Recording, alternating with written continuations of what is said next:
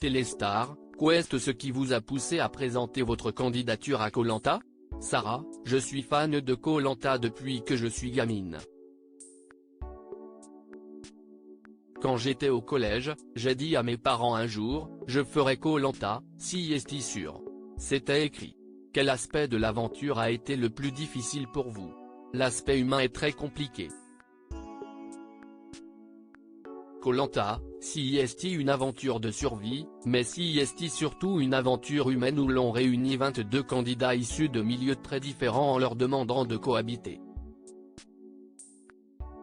Ça, si est une dimension que je n'avais pas bien évaluée avant de partir.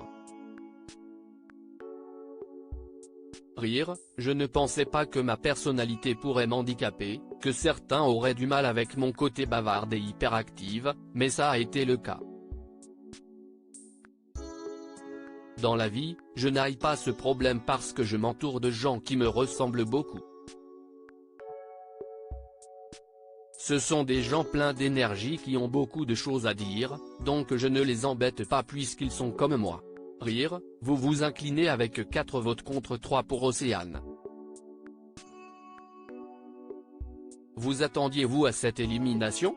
Pas vraiment. J'ai compris que ça se jouait entre Océane et moi pendant le conseil. Je n'avais pas percuté avant qu'on en était arrivé là. Après avoir compris ça, je me suis dit qu'il était possible que je sois éliminé. Océane était plus fatiguée que moi, mais elle était aussi plus appréciée. Si est une fille géniale et facile à vivre, donc j'ai vu venir l'élimination. Lors de votre élimination, les aventuriers ont déclaré ne pas avoir confiance en vous pour la réunification. Le comprenez-vous? Non. Pendant tout le jeu, je leur ai montré que j'étais transparente et que je respectais toujours mes engagements. Dès le premier épisode, j'ai refusé de voter contre Steve après lui avoir promis de ne pas voter contre lui. Je lui avais donné ma parole et je ne suis pas revenu dessus, même si ça me mettait en porte-à-faux. Si est bien la preuve que j'aurais été fidèle à mon équipe à moins qu'on ne me trahisse moi. Auriez-vous pu jouer votre aventure sur une boule noire? Avant de partir, je vous aurais répondu que non, mais maintenant que j'ai vécu l'aventure, que j'ai tissé les liens que j'ai tissés sur le camp, je pense que oui. J'aurais été hyper mal à l'aise de décider toute seule de l'avenir d'un candidat de mon équipe et je n'aurais pas été capable de choisir l'un d'eux. J'aurais été à la boule noire. Comment avez-vous vécu votre élimination? Au moment de l'élimination, je me suis dit non, ce n'est pas possible, ça ne peut pas s'arrêter. Après, ce n'est pas très bien mais j'ai espéré que quelqu'un se fasse une petite entorse, rire. Et finalement, les jours ont passé et on m'a expliqué que j'allais rentrer. J'ai fini par me rendre à l'évidence. Et comment le retour en France s'est-il passé? Quand je suis rentré, la vie a repris le dessus tout de suite. J'ai repris mes activités de chef d'entreprise directement et en plus, mon chien avait un problème à la patte.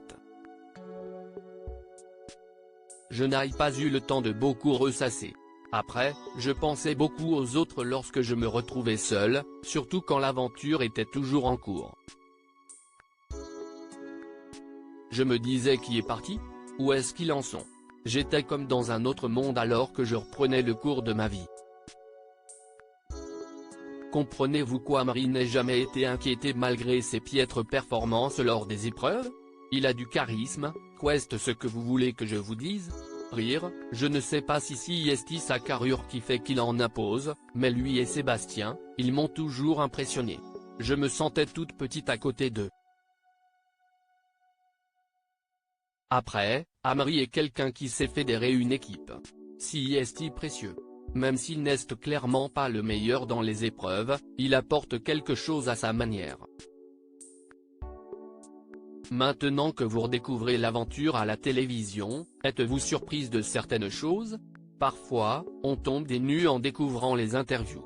On reste un peu bête, on se dit qu'on aurait bien aimé savoir certaines choses sur le moment. Après, on rigole beaucoup, avec les autres aventuriers notes de la rédaction, parce qu'on utilise toutes les expressions de la langue française pour dire qu'on est fatigué. La dernière que j'ai utilisée, si je ne vais pas baisser les armes. Ça n'existe même pas. Rire, un regret? Je ne suis pas du genre à refaire l'histoire.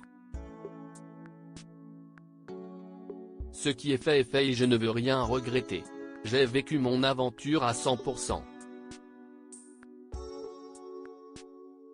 Après, si je pouvais participer à un nouveau Koh-Lanta, peut-être que je ne créerais pas d'alliance aussitôt dans le jeu.